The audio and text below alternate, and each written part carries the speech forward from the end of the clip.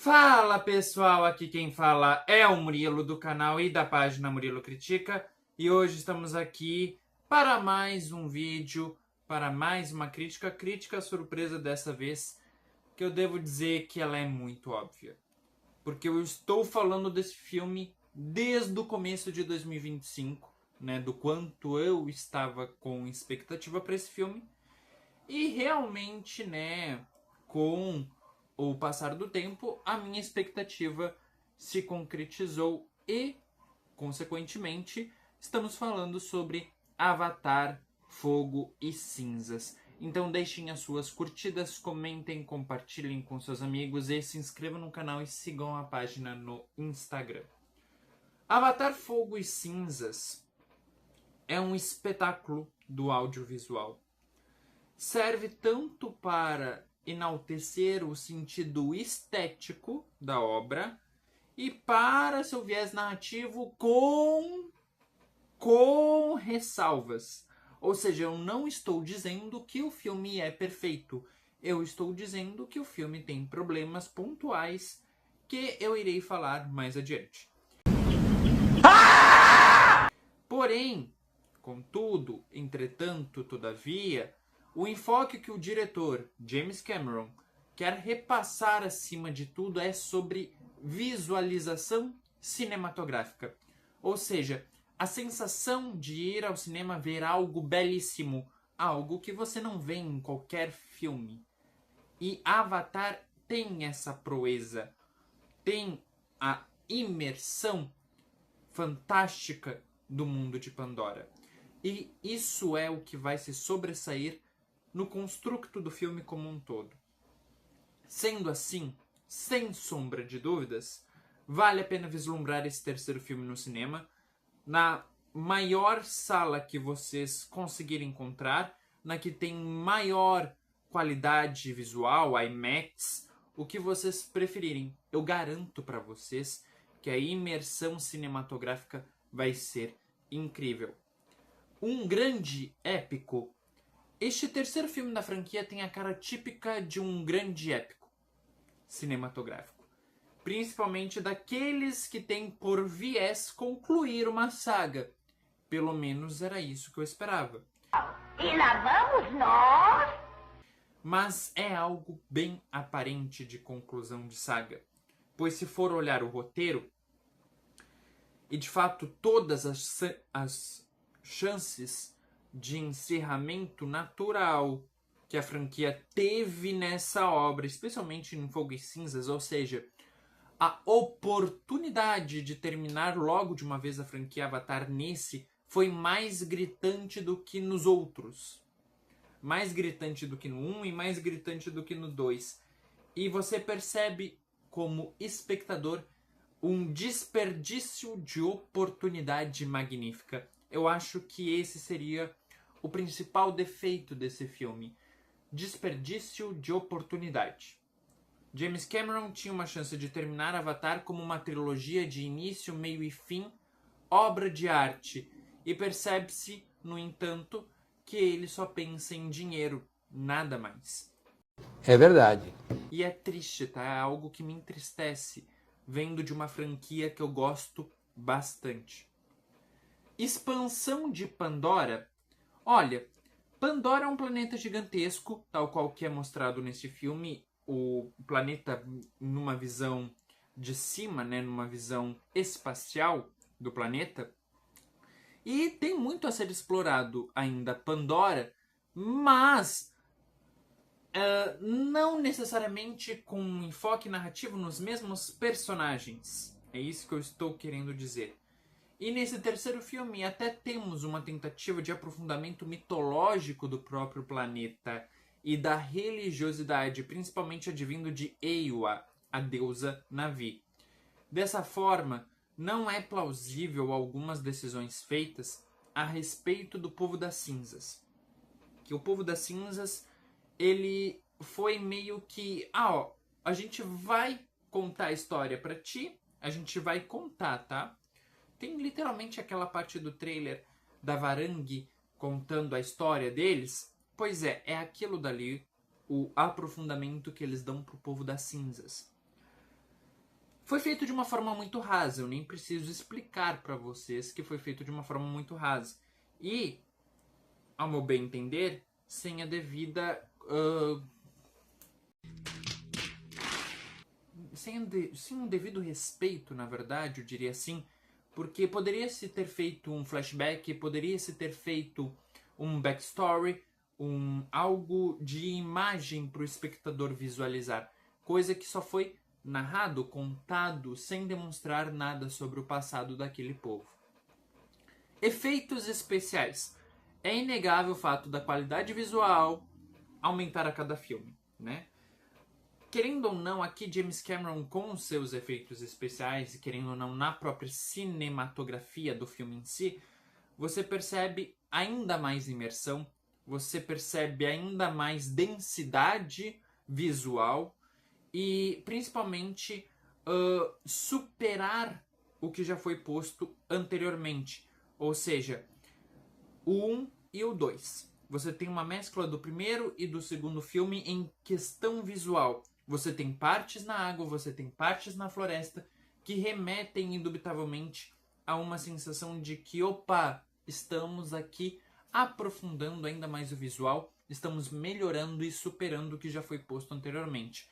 Seja pela personificação dos nativos, seja pelos cenários deslumbrantes, seja pela escolha fotográfica, paletas de cores, ângulos, seja pelo entoar das cenas, tudo, absolutamente tudo, carrega o peso de ser algo bem planejado esteticamente, condizendo com a narrativa. Elenco é de uma difícil avaliação esse elenco. Por quê? Porque os atores eles fazem captura de movimento. Você não vê de fato o reconhecimento da Zoe Saldana como Neytiri, por exemplo.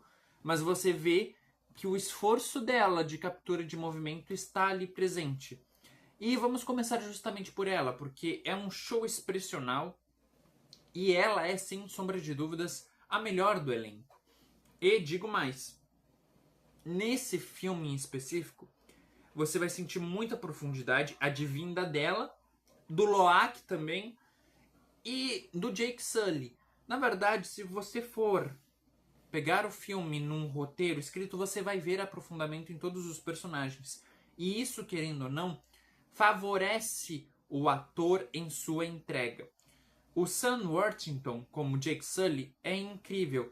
E nitidamente você percebe a jornada dele aqui nesse filme e o desenvolvimento que ele tem que percorrer, estando muito bem estabelecido e estando coeso com atuação, performance, dramaturgia e escrita de roteiro.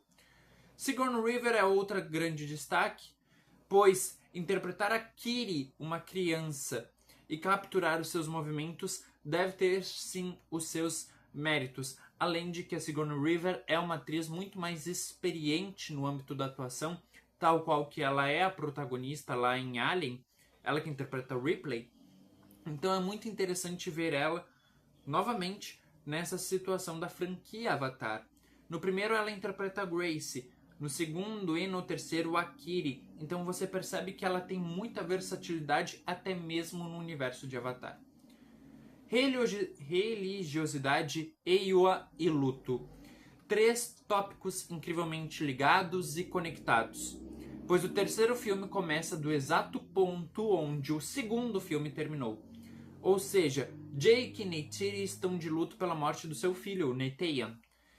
E, consequentemente, há questionamento sobre Eywa, a deusa Na'vi, sobre o motivo do sofrimento que eles questionam, imporam para eles, né, que a deusa impôs para eles, e o que de fato remete a uma das primeiras coisas que os humanos fazem quando perde alguém próximo, ou seja, questionar o porquê está acontecendo isso e, consequentemente, culpar algo transcendental.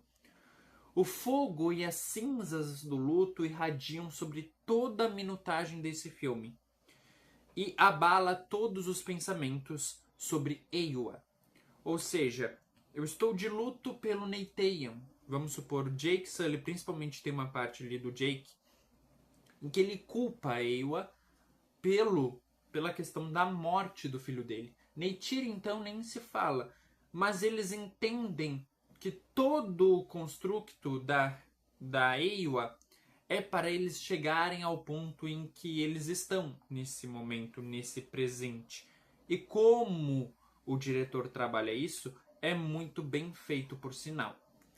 Então, esse terceiro filme ele trabalha com religiosidade, luto, principalmente a questão de como esses dois fatores estão interligados. Narrativa repetitiva? Sim, há uma repetição clara de certos elementos aqui, principalmente do segundo filme, é inegável. Todavia, é importante salientar que copiar o que deu certo não é o problema. Olha, você está copiando algo que deu certo no passado.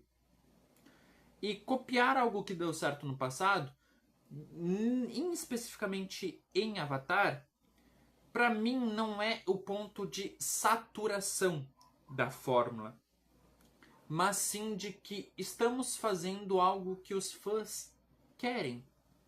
É uma homenagem singela. Então, o problema está em insistir nos mesmos erros dos outros. Peraí, até que ele tem razão. Só que dobrando a potência. Haja vista que a permanência do mesmo antagonista nas 3 obras já deu. Chega. Ninguém aguenta mais o Quaritch. Há também, nesse âmbito, diálogos que complementam outros propostos em O Caminho da Água, que é o segundo filme, e que fazem todo sentido para uma tentativa de encerramento de algumas pendências. Porém, aqui a batalha final é quase que um copia e cola do segundo filme, o que é uma lástima pela grandiosidade que é a franquia Avatar. Não saber quando parar. Percebe-se claramente que o principal defeito do filme também é que James Cameron não sabe quando parar. Na verdade, ele não quer parar por justamente a obra, a franquia Avatar, dar muito lucro para ele. Sendo assim, por qual motivo o diretor iria se abster de fazer um 4º e um 5º filme que pode ter uma arrecadação enorme? Não há motivos ainda para James Cameron parar. Não é à toa em que algumas declarações dele, ele já disse que o importante de Avatar é que a receita retorne. Isso me entristece porque o cinema em si, ele não é somente visando o lucro. Cinema não é só dinheiro. É cultura, é arte, é expressão. É passar uma mensagem clara. Mesmo que Avatar passe, eu não estou negando que Avatar não passe mensagem. Avatar passa sim mensagem. Mas é muito triste ver que o principal intuito do pensador, né, da mente por trás da obra, no fim das contas é algo tão materialista e não tão transcendental quanto Eywa. E isso é, sim, uma contradição e uma hipocrisia quanto a James Cameron. Enfim, é indubitável falar sobre isso. E minha nota para Avatar Fogo e Cinzas é 9.25.